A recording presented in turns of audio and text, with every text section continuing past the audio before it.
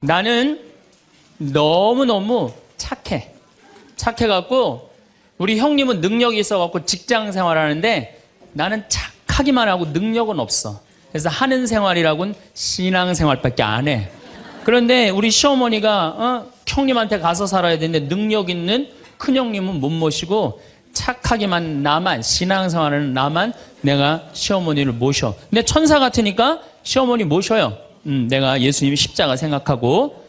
정말로 뭐 시어머니 잔소리, 노망 다 받아주고 그렇게 희생을 하고 사는데 추석날 딱 온 집안 식구가 모였는데 나한테 수고한다는 말하는 사람이 한 사람도 없어. 그럼 속에서 악마가 슬슬 질르기 시작해요. 이거 봐, 네가 착하니까 너를 우습게 보는 거야. 이용만 당하는 거야. 오늘 집안 식구 다 모인 길에 못 모신다고 내질러 그냥. 그 소리가 불긋불긋 일어나지 않아요? 우린 천사하고 악마가 동거를 해요. 오늘같이 피정하는 날, 고해성사 보는 날은 내가 속세기는 자식도 사랑할 것 같고, 집안 신경도 안 쓰는 남편도 사랑할 것 같고, 죽지도 않는 시어머니도 내가 다 잘 모실 것 같아. 그럴 땐 천사예요. 고해성사 보고 피정하는 날은. 그런데 세상에 나가갖고 물건 깎을 때 보면요, 그런 악마가 없어요. 그런 악마가.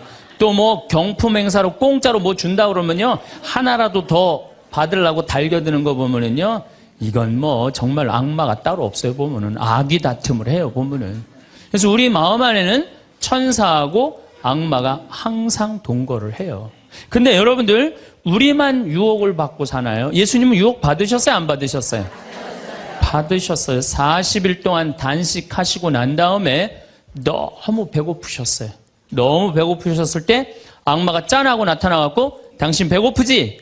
배고프니까 이 돌더러 빵이 되라고 그래요. 이거 황당하고 어처구니 없고 불가능한 유혹이에요. 돌이 어떻게 빵이 되겠어요? 그런데 이런 유혹을 우리도 받고 살아요. 우리가 이 세상 살면서 제일 많이 받는 유혹이 뭐냐면 돈에 대한 유혹이야. 돈에 대한 유혹. 빵에 대한 유혹. 내가 30년 동안 60평생 살면서 돈을 3억을 모았어. 60살이 돼서. 그럼 이 돈 연금 잘 가입해 두면요, 한 달에 100만 원씩 죽을 때까지 써요. 90살까지.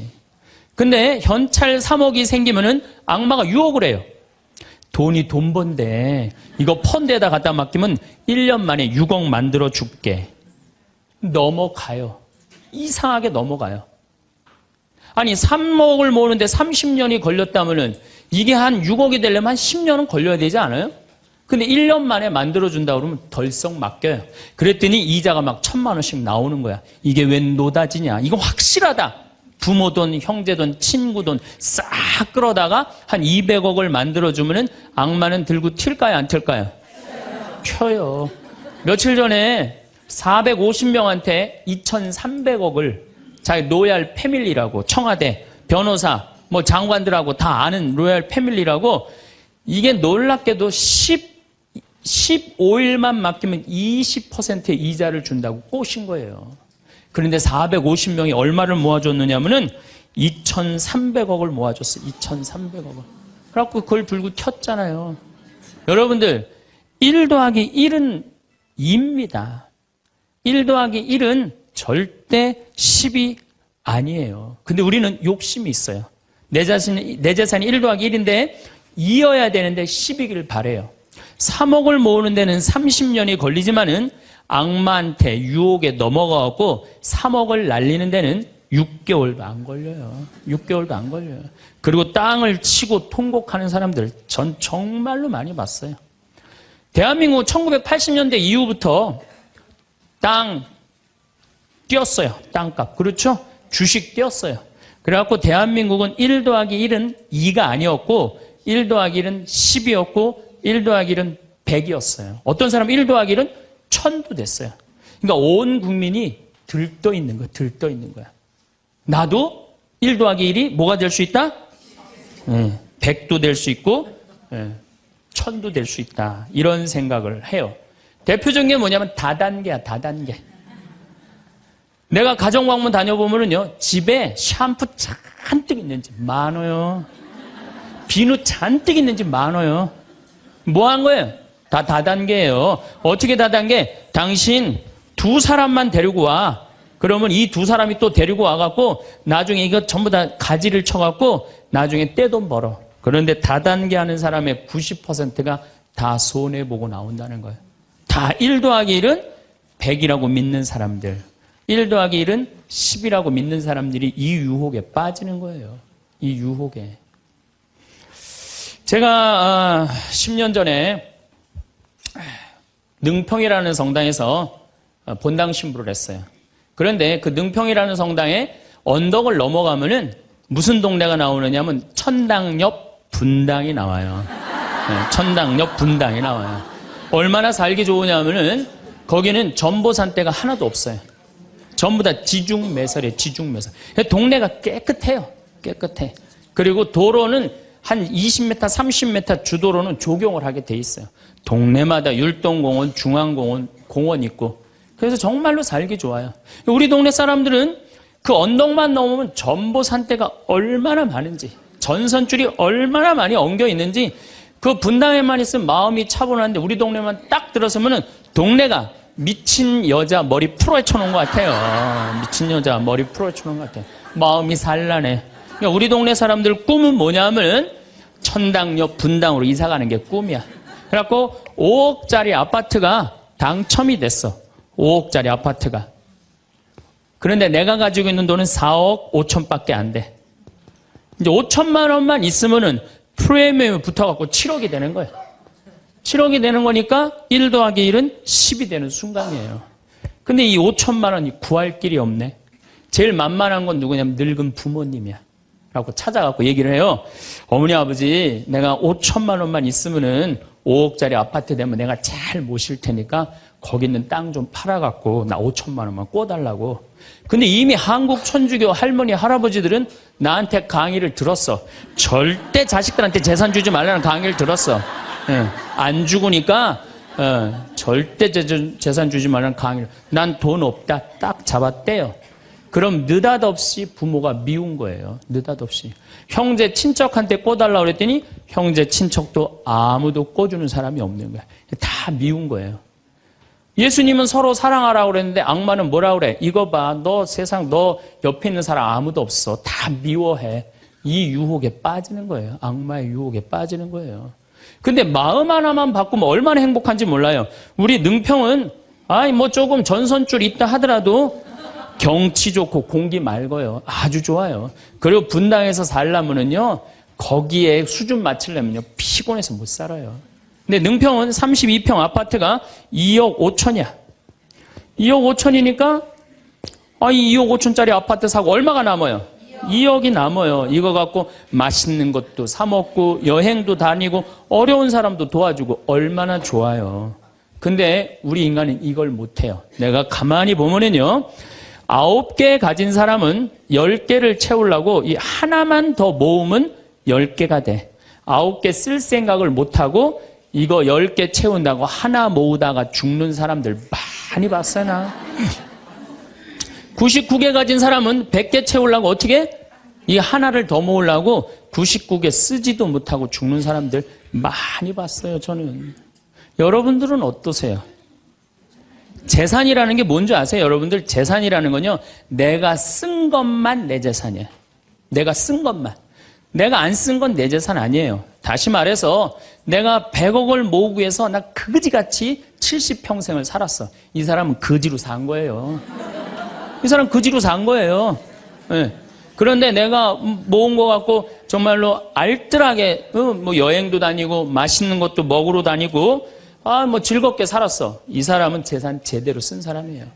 그 다음에 죽을 때 그래도 이 종교기관에 기부나 하고 이런다면은 다행인 사람이에요. 근데 그냥 재산 그냥 이 100억을 주체를 못하는 사람들, 그러다가 죽는 사람들, 루카복음 12장에요. 부자가요, 엄청난 풍년을 맞이해요. 이거 나눌 생각을 안 하고 자기를 위해서 창고를 크게 줘요. 그리고 영혼한테 얘기해. 너 이제 편안하게 살아라. 그러니까 하느님이 뭐라 그래요?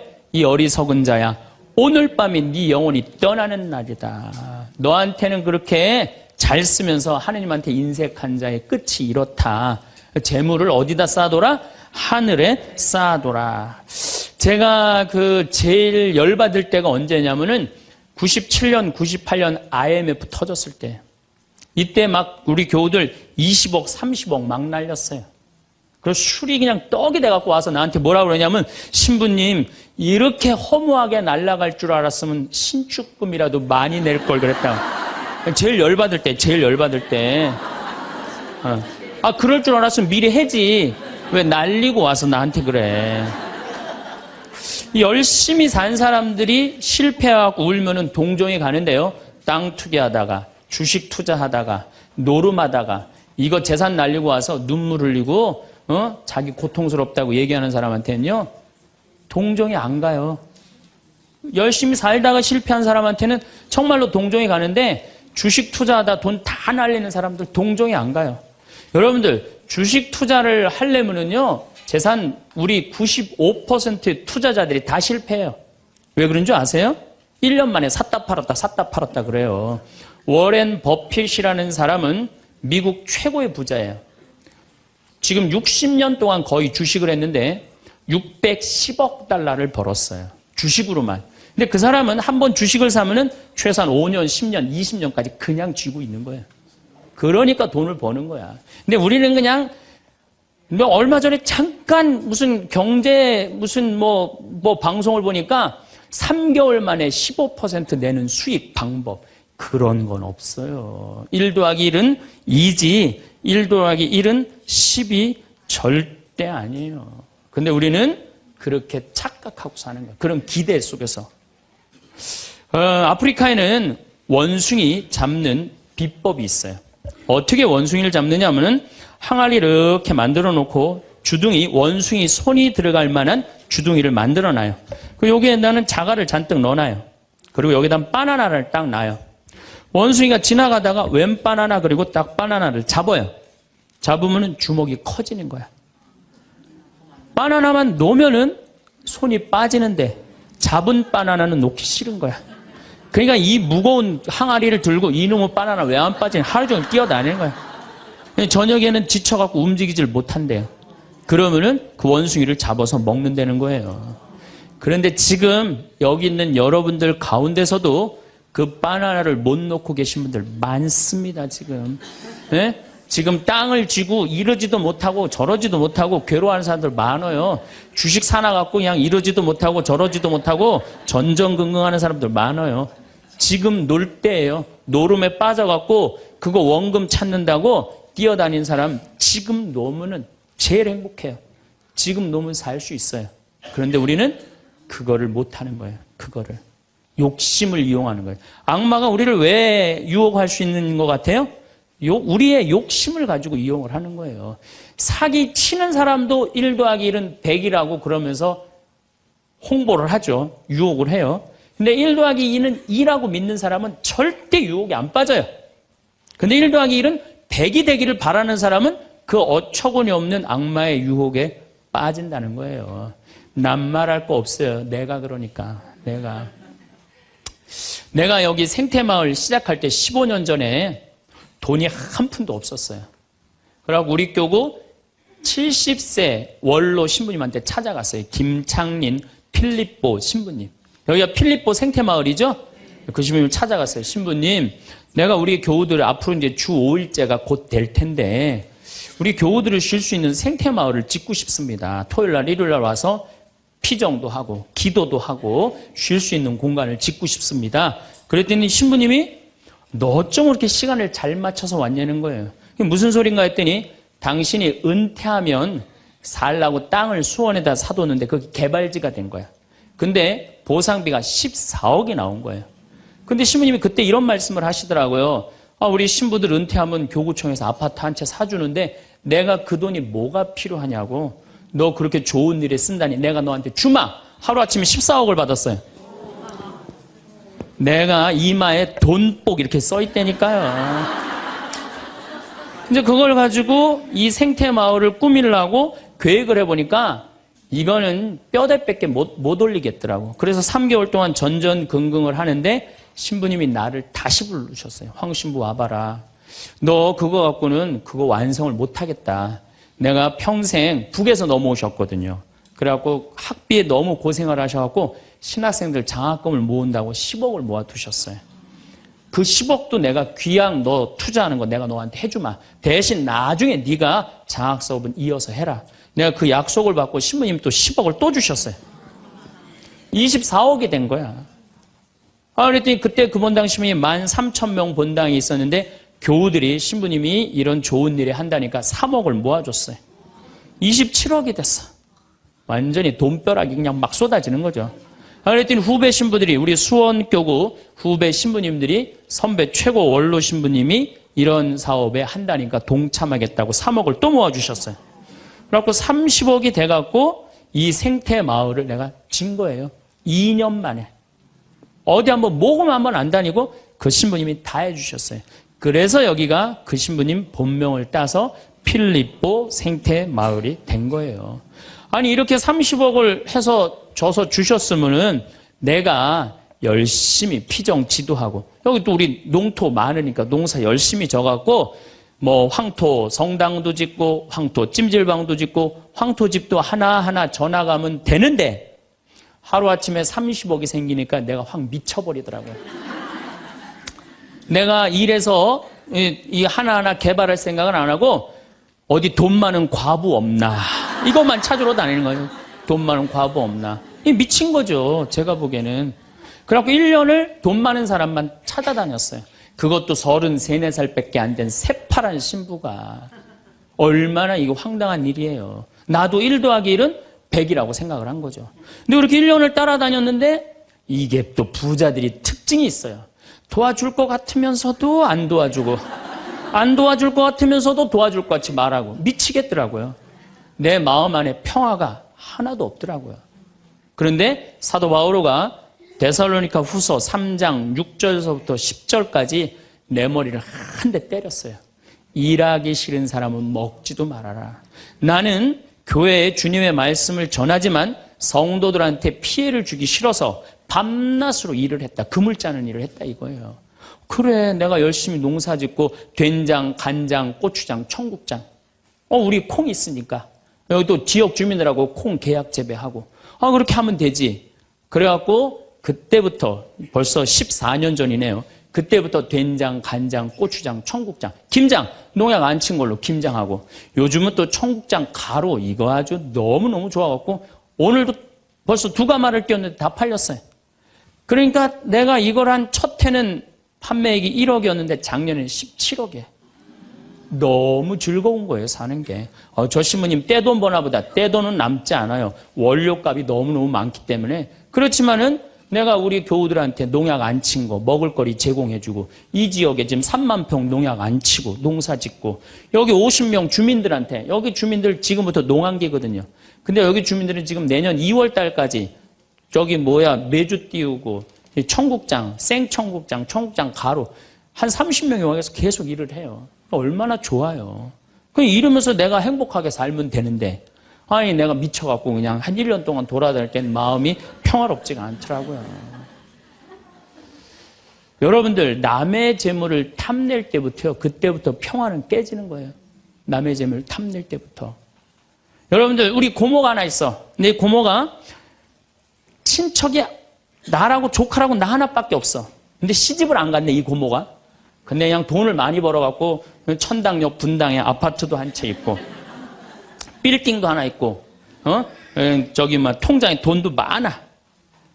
그럼 이 조카가 저 고모, 늙은 고모 죽으면은 저 재산이 누구한테 온다? 나한테 온다. 이 생각하는 순간부터 얘는 불행한 거예요. 고모 재물 탐내는 순간부터 얘는 불행한 거예요. 남의 재물을 탐내면 안 되는데, 악마는 뭐라고 우리한테 유혹을 하느냐면 남의 재물을 탐내라고 유혹을 해요. 우리 어머니 아버지가 잘 살아. 저 재산 나한테 오겠지. 그때부터 얘는 일 안 해요. 딴 생각만 하는 거예요. 1 더하기 1은 2라고 생각 안 하고 1 더하기 1은 100이 된다고 생각을 하고 사는 거예요. 절대 평화롭지가 않아요. 또 여러분들 형제 중에 누가 잘 살아. 우리 형이 잘 살아. 누나가 잘 살아. 근데 내가 이번에 아이가 대학을 들어가. 나 등록금 좀 안 대주나. 이때부터 죄짓기 시작하는 거예요. 이때부터 미워하기 시작하는 거예요. 성당 질 때도 마찬가지예요. 성당 질 때도 내가 하느님 아버지 집을 줘. 그러면은 그 하느님 아버지 집 짓는데 내가 봉헌하면 되잖아. 근데 그냥 나는 봉헌할 생각 안 하고 우리 성당의 제일 부자가 저거 얼마 봉헌하나 이것만 기다리고 있는 거야. 근데 그냥 그 부자는 내가 보기엔 1억을 해도 되는데 500만 원밖에 안 했어. 그럼 뭐라고 그러냐면 예수님 말 틀린 거 하나도 없어. 응? 부자가 천국 들어가는 거는 낙타가 바늘구멍 통과하기보다 아는 건 또 많아갖고 그냥 그러면서 그 사람 욕하는 거. 제 생각엔 이래요. 그렇게 부자 헌금 얼마 내나 그거 쳐다보고 있는 것도 남의 점을 탐내는 거예요. 그 사람 마음에 평화 없어요. 내가 가지고 있는 것만 누구한테 봉헌하면 돼? 하느님한테 봉헌하면 되는 거예요. 우리가 이 돈에 대한 유혹, 이것 때문에 죄를 짓고 사는 거예요. 그런데 유혹 중에 제일 무서운 유혹이 뭔지 아세요? 여러분들 돈 왜 벌어요? 자식 욕심 때문에 버는 거예요. 자식 때문에 여러분들 돈 버는 거예요. 자식 때문에. 아메리카의 인디안들은 자식이 태어나면 어디다 봉헌하냐면 별한테 봉헌한다고 그래요. 우리 아이 추억 많게 해달라고. 요즘 어제 그제 여기 별 정말 미치도록 많아요. 밤하늘에 별똥별이 2만 개가 떨어져. 2만 개. 지난번에 우리 수녀님도 한 20분 오셨을 때 내가 여기 마루 위에 강 위에다 마루를 깔아놨어요. 그 위에다 밤에 침낭 하나씩 다 드려요. 그럼 누워갖고 별을 보는데 별똥별이 1시간 동안 10개가 떨어졌대. 10개가. 수녀님들이 너무 행복하다는 거야. 이 별을 보고 행복한 추억을 가지고 살았으면 좋겠는데 우리나라 엄마들은 그런 생각 안 해요. 인디언들은 별 보면서 우리 아이 행복한 추억이 많았으면 좋겠다. 그리고 들판에 봉헌한대요. 우리 아이 건강하게 뛰어놀게 해달라고. 그 다음에 태양에 봉헌한대요. 우리 아이 아주 씩씩하고 건강하게 잘 자라게 해달라고. 근데 대한민국 엄마들은 애가 태어나면 어디다 봉헌하냐면 학원에 봉헌해. 학원에. 우리 아이 어디 들어가게 해달라고? 서울대학 들어가게 해달라고. 서울대학 들어가게 해달라고. 그래갖고 임신을 하면은 이거 굉장히 중요한 거예요. 임신을 하면은 하느님 나한테 생명을 주셔서 감사합니다. 이 아이가 하느님 이 세상에 태어나서 행복하게 살았으면 좋겠습니다. 이렇게 생각하는 엄마가 하나도 없다는 거예요. 임신을 딱 하는 순간 무슨 생각을 하냐면 내 뱃속에 서울대학 C가 들어왔다고 생각을 하는 C가. 그래갖고 막 임신 한 달, 두 달, 막 10달이 되면 배가 이만해져요. 그러면 C가 이만해진 거야. C가 이만해진 것만큼 꿈도 이만해진 거야. 하고 아침에 인사를 해도 한국말로도 안 해.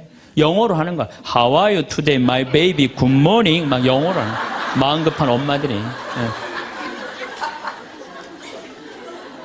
그래갖고 애가 엄마의 태를 열고 세상에 나왔어. 세상이 얼마나 예뻐요. 하늘도 예쁘고 별도 예쁘고 달도 예쁘고 단풍도 예쁘고.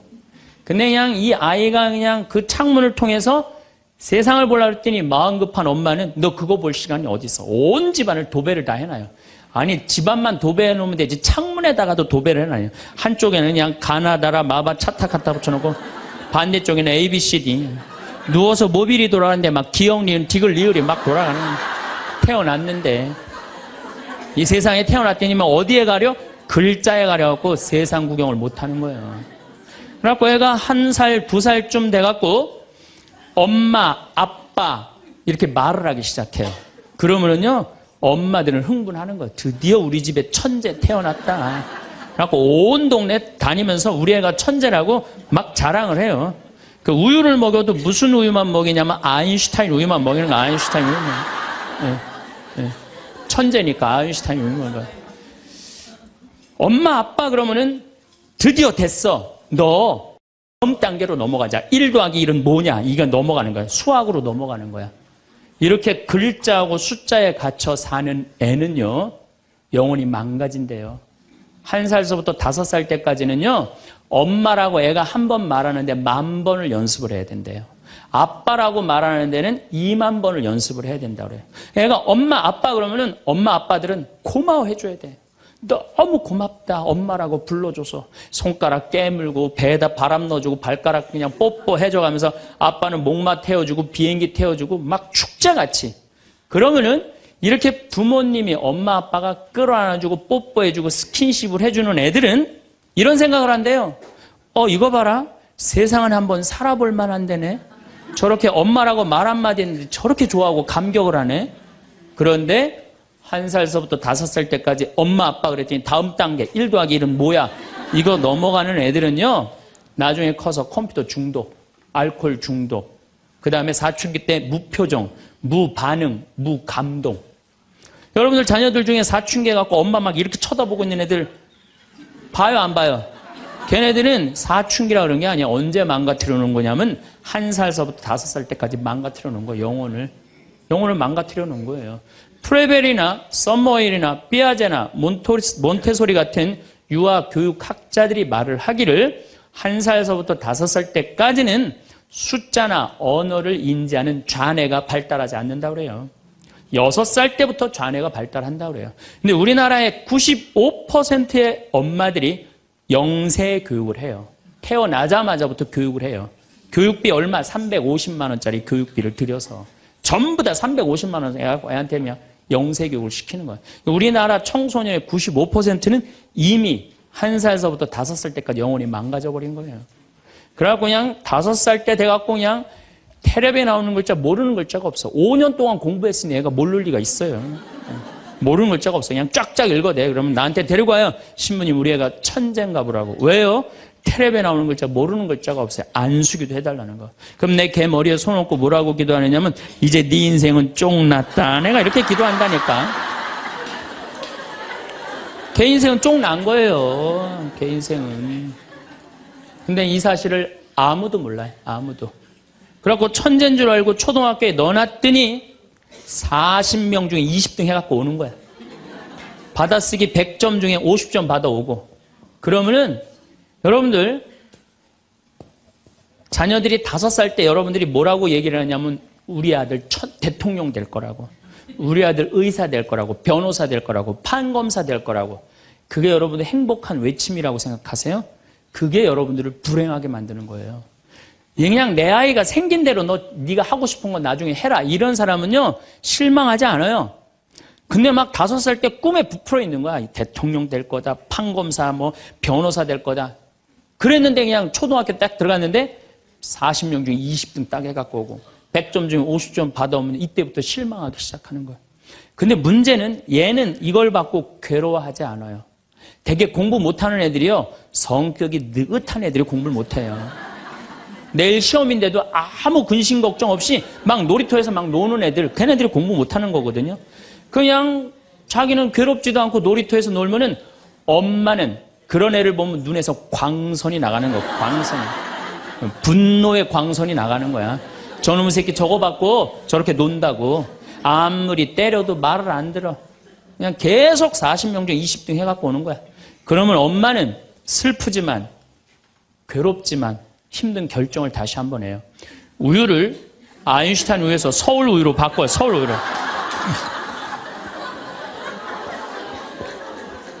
그래갖고 그냥 그렇게 6년 동안 서울 우유를 먹였는데 중학교 딱 올라갔는데 초등학교 때 말 안 듣는 거하고 차원이 틀려요. 중학교 때 컴퓨터 게임에 빠지면은요 미쳐요. 엄마하고 밥 먹으러 나가도 그냥 핸드폰으로라도 해요. 애들이. 그냥 그거 보고 있으면 속에서 불 나요 안 나요? 속에서 불이 나죠. 근데 걔는요 그렇게 될 수밖에 없는 성장 과정이 있는 거예요. 그래갖고 막 학원을 막 땡땡이를 까는 거야. 초등학교 때는 때리면 울면서 갔는데 중학교 때는 간다고 가요 일단. 그러고 난 다음에 지가 알아서 컴퓨터 게임방에서 게임하고 놀고 밤 10시에 학원 다녀왔다고 거짓말 하는 거야. 그러니 안 그래도 꼴배기 싫은데 그냥 불이 나는 거야. 이미 학원에서 전화 받은 내가 안 왔다고. 그럼 이놈의 새끼 어디서 거짓말 하느냐고 때리려고 그러는데 이게 너무 커갖고 손이 닿아요 안 닿아요?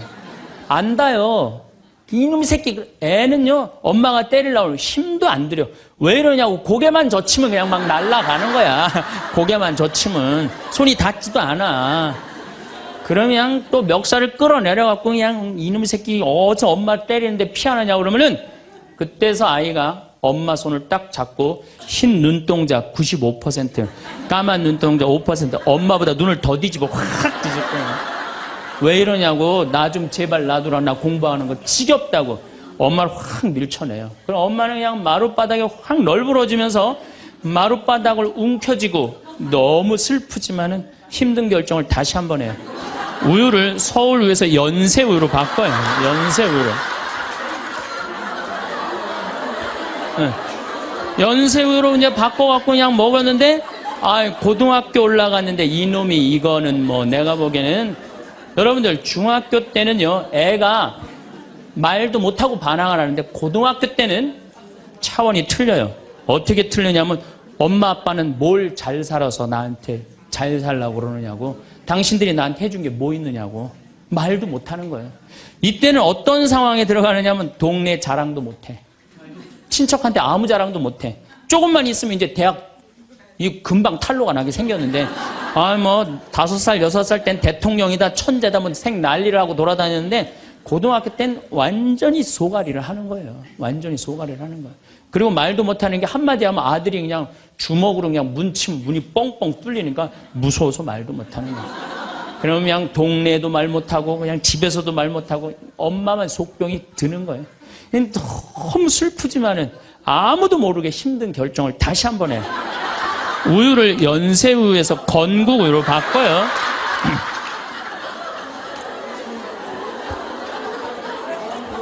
건국우유로 바꿔서 그렇게 먹였는데 고등학교 3학년 때 보니까 모의고사를 봤는데 15% 안에 들어야지 서울에 있는 학교를 가는데 30% 뒤로 막 밀리는 거야. 내가 재미난 경험이 있었어요. 내가 아주대학 환경공학과 대학원을 다닐 때 그 옆에 창현고등학교, 유신고등학교가 있었어요. 근데 걔네들이 1학년 딱 들어와서는 우리 학교를 보고 그랬대요. 내가 아주대학 가면은 내 대학을 안 간다 그랬대요. 1학년 되면은. 근데 2학년 애들은 상황이 틀리대요. 아주대학도 괜찮은데 이런데 2학년 되면. 근데 3학년이 된 애들은 그 창현고등학교, 유신고등학교 애들은 3학년 되면 제발 아주대학만이라도. 엄마가 딱 그런 마음이야. 그러니까 이제 엄마가 너무 슬프지만은 그 성적표를 받아보고 마지막으로 힘든 결정을 다시 한번 해요. 우유를 건국우유에서 저지방 우유로 바꿔요.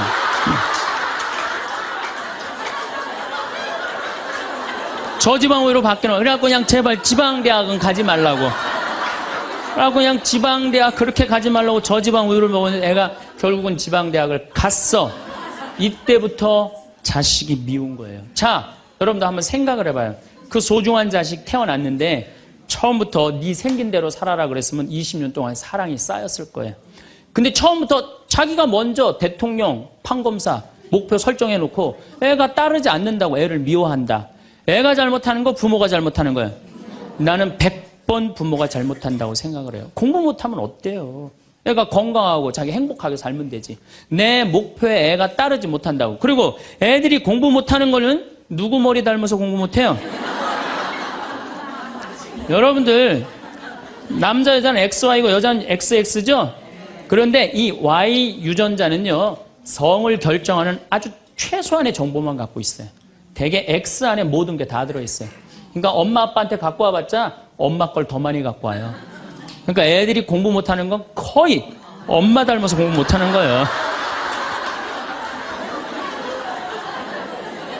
아니 그러면은 애가 공부 못하면 자기 머리를 떨어야지 왜 애를 괴롭혀요?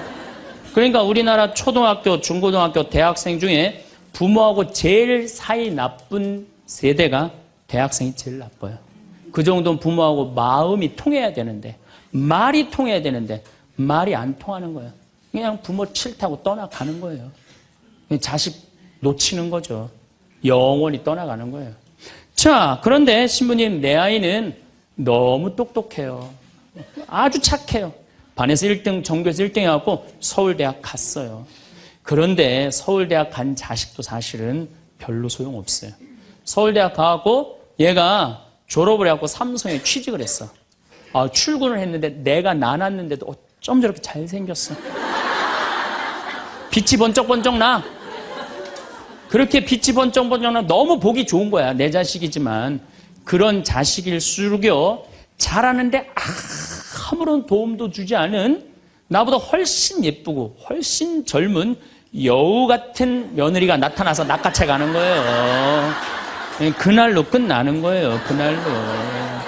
여러분들, 옛날에는 부모 자식이 끈끈했어요. 왜 옛날에는 부모 자식이 끈끈했느냐면 평균 연령이 46세였을 때 100년 전만 해도 46세까지 밖에 못 살았어요. 20살에 결혼해갖고 내 나이가 40이 되면은 자식은, 큰아들은 나를 40 먹은 나를 몇 년만 모시면 되냐면 6년만 모시면 돼. 6년.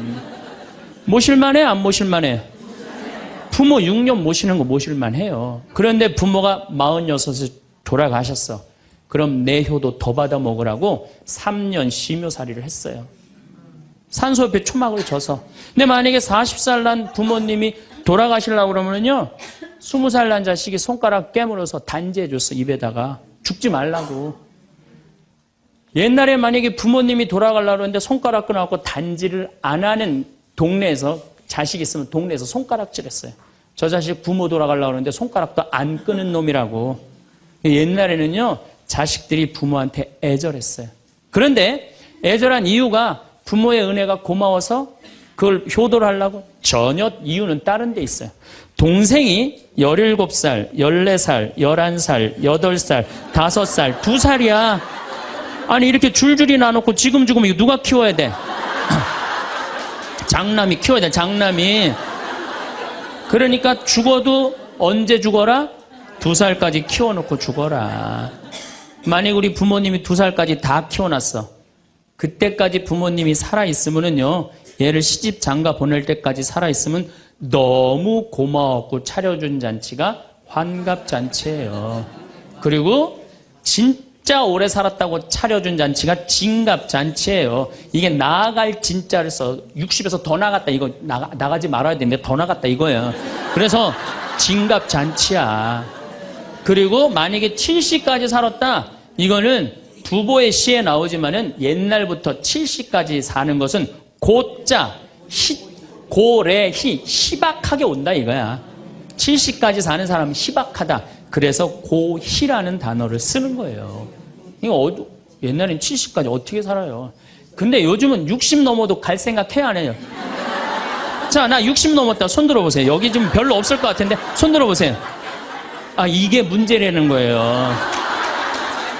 60이 넘었으면 가야지. 평창으로 오면 어떻게 해? 평창으로 오면.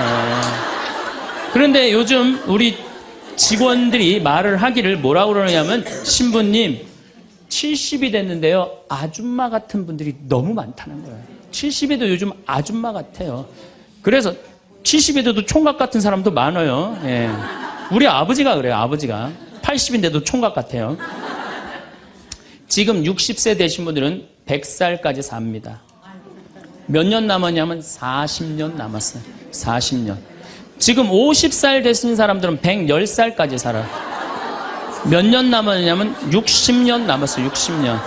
자, 아니 오늘 방송에서 뭐라고 그랬냐면은 2040년에 평균 연령이 190살이라고. 90살. 2040년. 자, 그렇다면 여기 지금 50대신 분들 2040년이면은 80대예요. 그때 평균 연령 90이에요. 그럼 그때 다 100살 넘게 산다는 얘기예요. 제 말이 그냥 허투루 하는 말이 아니에요. 지금 40 넘은 사람들은 120살까지 살아요. 여러분들 120살까지 살 때 자식이 나 효도할 수 있어요? 노 갈등이 생기는 거예요. 노 갈등. 늙은 자식과 늙은 부모의 갈등이 생기는 거예요. 제가 대전에 가서 강의를 했어요. 강의를 했는데 노인대학에 가서 강의를 했어요. 그랬더니 할아버지 한 분이 오셔서, 머리가 하얀 할아버지야. 신부님, 제가 75인데요. 나 엄마 때문에 힘들어서 죽겠다는 거예요. 무슨 소린가 했더니 98살 먹은 엄마가 그렇게 잔소리라고 힘들게 한다는 거예요. 이거 먹고 싶다, 저거 먹고 싶다. 자기도 힘들어 죽겠는데 98살 먹은 엄마 때문에 힘들다는 거예요. 그래서 이제는 노 갈등, 늙은 부모와 늙은 자식의 갈등이 생기는 거예요. 또 얼마 전에는 하나 투어에서 난리가 났어요. 96살 먹은 할아버지가 배낭여행을 신청을 한 거예요.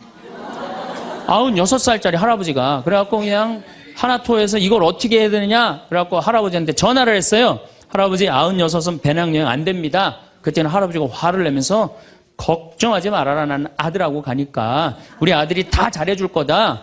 아들이 몇 살인데 그러냐고. 우리 아들은 70살이다. 70살.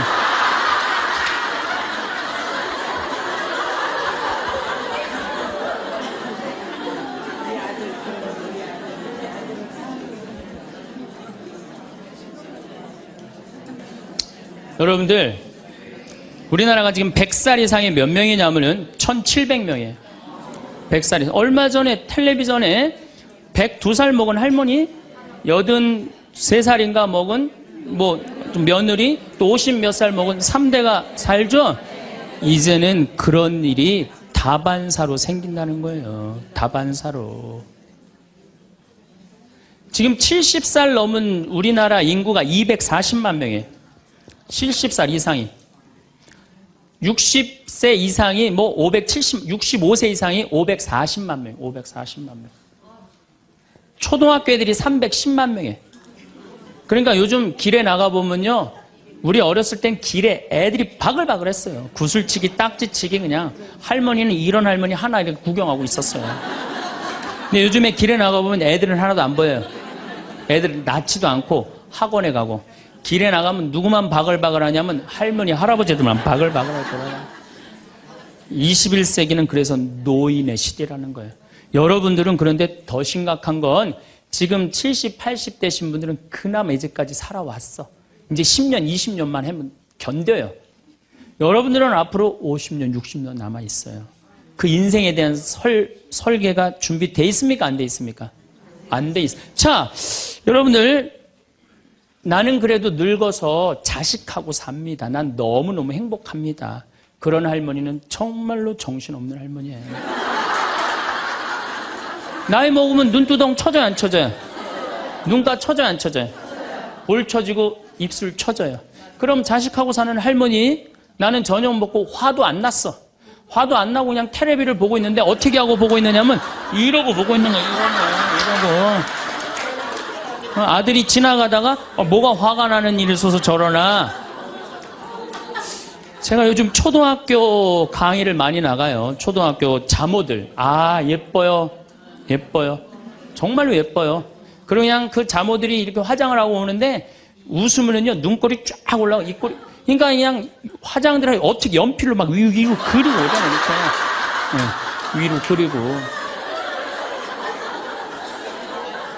그런데 우리 할머니들은 아무리 그려도 결국은 떨어져요. 결국은 떨어져요. 문제는 아들은 괜찮아요. 며느리가 무슨 죄가 있어요? 며느리가 이제 저녁 차려놓고 시어머니 식사하시라고 문을 딱 두들겼어. 방문을 딱 열었는데 또 이 시어머니 전기세 아낀다고 불은 꺼놓고 깜깜한 방에서 테레비만 보고 있는 거야. 테레비만. 그래갖고 그냥 밥 먹으라고 그랬는데 머리 하얀. 밥 먹으라고 그러냐? 문을 열 때마다 그냥 심장이 떡떡 떨어지는 거예요. 심장이 떡떡 떨어지는 거예요. 여기 우리 응암리라는 곳에 92살인가 91살 먹은 친정 엄마를 63살 먹은 딸이 모시고 들어왔어요. 근데 이 자매가 하는 말이 자기는 평창에 들어와갖고 밤에 깜깜한 것도 하나도 안 무섭고 짐승 소리도 하나도 안 무섭대요.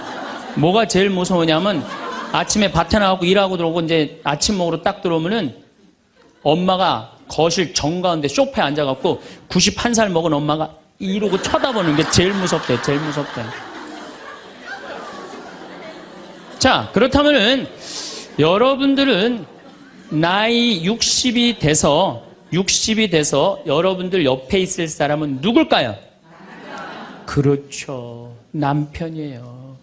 남편인데 이 사실을 30년 동안 까맣게 까먹는 거예요.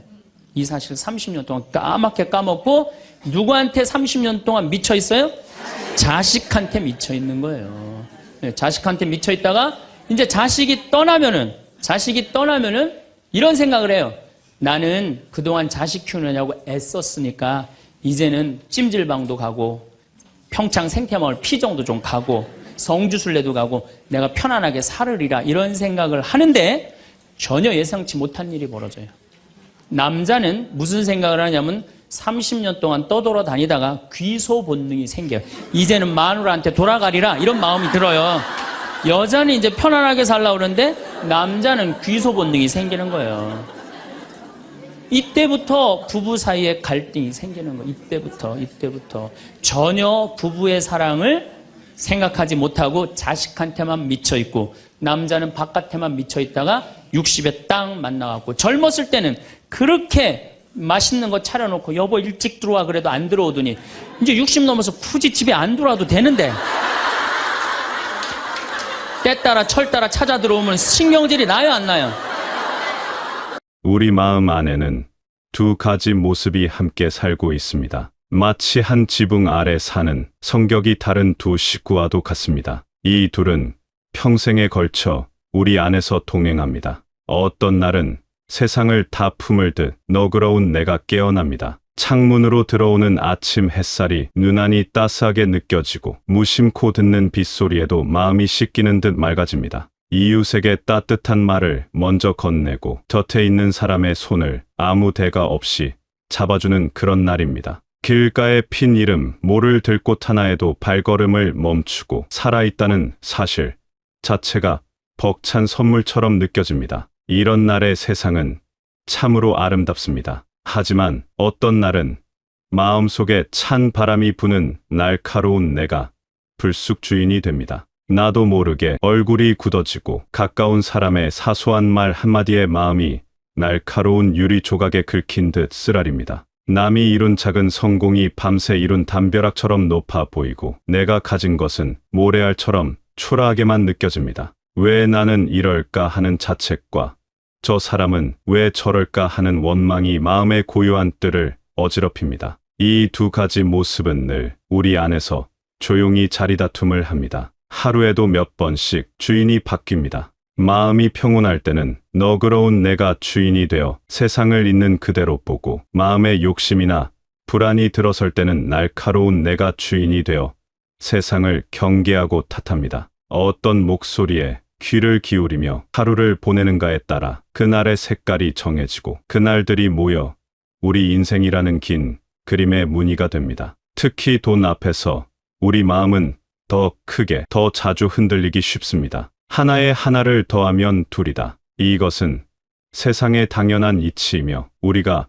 평생 땀과 성실함으로 지켜온 삶의 방식입니다. 하지만 어느 날 문득 하나에 하나를 더해 100을 만들 수 있다는 달콤한 속삭임이 들려옵니다. 하룻밤에 인생을 바꿀 수 있다는 이야기, 남들은 모르는 특별한 기회라는 유혹 앞에 반평생 쌓아온 지혜의 성벽이 속절없이 무너집니다. 머리로는 그것이 신기루일지 모른다는 것을 압니다. 하지만 혹시나 하는 마음, 나만 뒤처지는 건 아닐까 하는 불안감이 욕심의 마른 장작에 불을 지핍니다. 그 불길에 휩쓸려 평생 지켜온 평화와 안식을 잃어버리기도 합니다. 재물을 탐내는 순간 마음의 평화는 가장 먼저 금이 가기 시작합니다. 돈을 쫓는 동안 잠 못 이루는 밤이 늘어나고 가장 가까운 가족의 얼굴에서 신뢰가 사라집니다. 손에 더 많은 것을 쥐려 할수록 정작 마음은 더 가난해지는 것을 우리는 종종 잊고 살아갑니다. 진정한 부유함은 통장의 숫자에 있는 것이 아니라 이만하면 됐다 말할 수 있는 만족하는 마음에 있다는 것을 너무 늦게 깨닫습니다. 우리의 마음을 흔드는 또 하나의 큰 바람은 바로 자식입니다. 세상 그 무엇과도 바꿀 수 없는 우리의 가장 약한 고리이자 가장 강한 버팀목입니다. 자식은 신이 주신 가장 큰 선물이었습니다. 갓난아이의 작은 숨소리를 들으며 우리는 온 세상을 다 가진 것 같았습니다. 다른 것은 아무것도 바라지 않았습니다. 그저 건강하게만 자라다오. 너의 삶을 살며 행복하게만 살아다오. 그것이 우리의 유일하고 순수한 바람이었습니다. 하지만 아이가 자라면서 우리의 바람은 조금씩 모습을 바꿉니다. 나의 기대를 채워주는 자식이 되기를 바라고 세상에서 남부럽지 않은 성공을 이루어 나의 자랑이 되기를 바랍니다. 아이의 행복을 위한다는 명분이었지만 어느새 그것은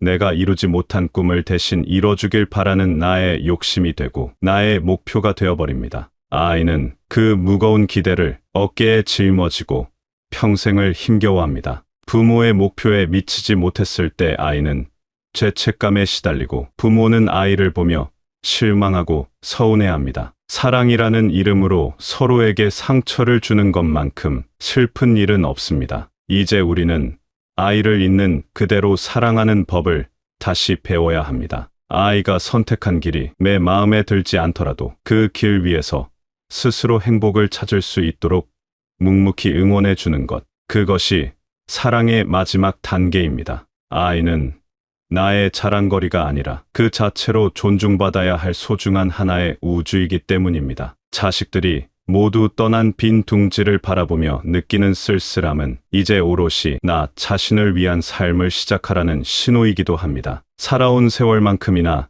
우리의 몸도 많은 이야기를 품고 있습니다. 이제는 예전 같지 않다며 한숨 짓게 되는 우리 몸의 변화입니다. 무릎은 삐걱거리고 눈은 침침해집니다. 하룻밤 푹 자고 일어나도 어깨 위에 무거운 짐은 사라지지 않습니다. 젊은 날에는 생각지도 못했던 불편함이 일상이 되고 마음은 여전히 청춘인데 몸이 따라주지 않아 속상할 때가 많습니다. 하지만 이 몸이야말로 한평생 나와 동고동락해 온 가장 정직한 친구입니다. 얼굴의 주름 하나하나는 우리가 웃고 울었던 시간의 기록이고 무뎌진 손마디는 자식을 위해 헌신했던 세월의 훈장입니다. 아프고 쑤시는 곳들은 우리가 얼마나 치열하게 이 세상을 살아왔는지를 말해주는 증거입니다. 이제는 이 낡아가는 몸과 싸우기보다 다정하게 화해해야 할 시간입니다. 그동안 고생 많았다고 다독여주고 몸이 보내는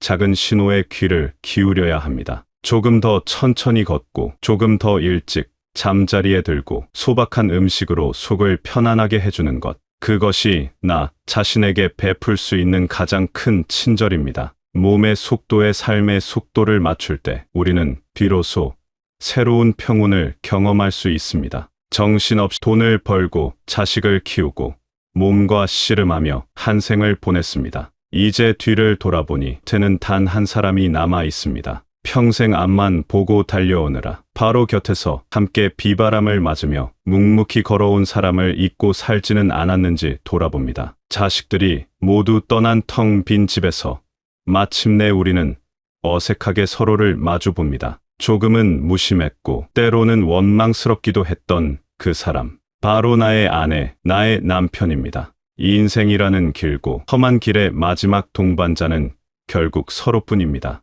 남은 시간이 얼마일지는 아무도 모릅니다. 그 시간 동안 우리는 다시 서로의 손을 잡아야 합니다. 젊은 날의 뜨거운 열정은 아니더라도 묵은 된장처럼 구수하고 깊은 정으로 서로를 보듬어야 합니다. 수십 년간 쌓인 서운함과 무심함의 벽을 허무는 데는 용기가 필요합니다. 하지만 그동안 고생 많았다. 당신 덕분이다. 고맙다. 그 따뜻한 말 한마디가 그 어떤 값비싼 보약보다 귀한 위로가 되며 굳게 닫혔던 마음의 문을 여는 열쇠가 됩니다. 이제 마지막 여행을 떠나기 전 우리는 마음의 짐을 가볍게 해야 합니다. 평생을 지고 온 무거운 돌멩이들을 내려놓을 때입니다. 그것은 바로 용서라는 이름의 짐입니다. 나에게 상처를 줬던 사람들에 대한 원망, 그리고 과거에 어리석었던 나 자신에 대한 후회와 자책. 이 돌멩이들은 우리가 짊어지고 있는 한 계속해서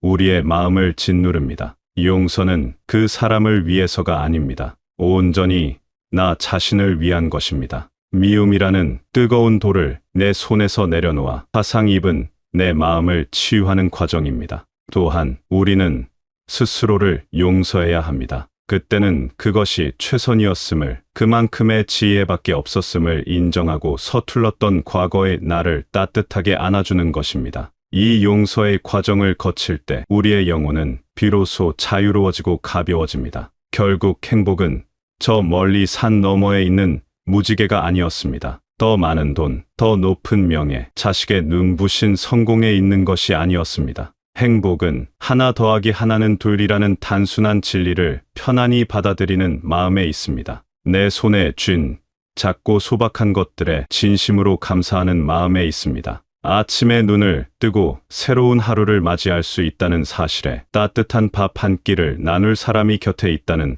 사실에 있습니다. 평생을 함께 해준 사람의 주름진 손을 따뜻하게 잡아주는 바로 그 순간에 있습니다. 이제 무거운 욕심의 짐을 내려놓고 마음의 평화를 찾을 시간입니다. 우리 안에 있는 너그러운 주인을 자주 깨워야 합니다. 남은 인생이라는 길을 재촉하지 않고 길가의 꽃향기를 맡으며 평온하게 걸어가는 지혜가 우리 모두에게 필요합니다. 우리는 더 무언가가 되기 위해 애쓸 필요가 없습니다. 이미 우리는 수많은 풍파를 이겨낸 그 자체로 존중받을 만한 위대한 존재입니다. 그리고 지금 이 순간 치열한 현실 속에서 하루하루를 힘겹게 버티고 있는 모든 이들에게도 이 말을 전합니다. 때로는 세상이 너무 빠르고 나만 홀로 뒤처지는 것 같아 불안한 날이 있을 겁니다. 완벽하지 못한 내 모습에 실망하고 보이지 않는 미래에 잠 못 이루는 밤도 있을 겁니다.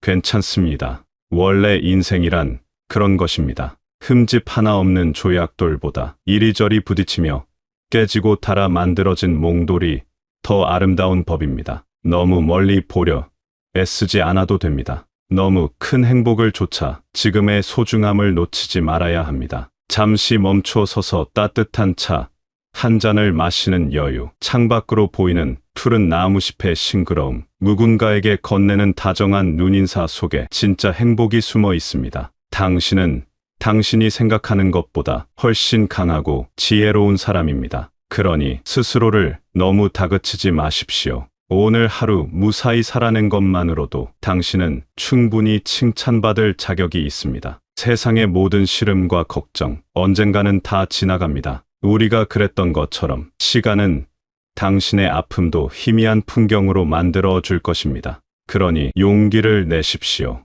당신의 삶을, 당신의 하루를, 그리고 무엇보다 당신 자신을 온 마음으로 사랑해 주십시오. 당신의 존재 자체가 이 세상에는 가장 큰 선물입니다.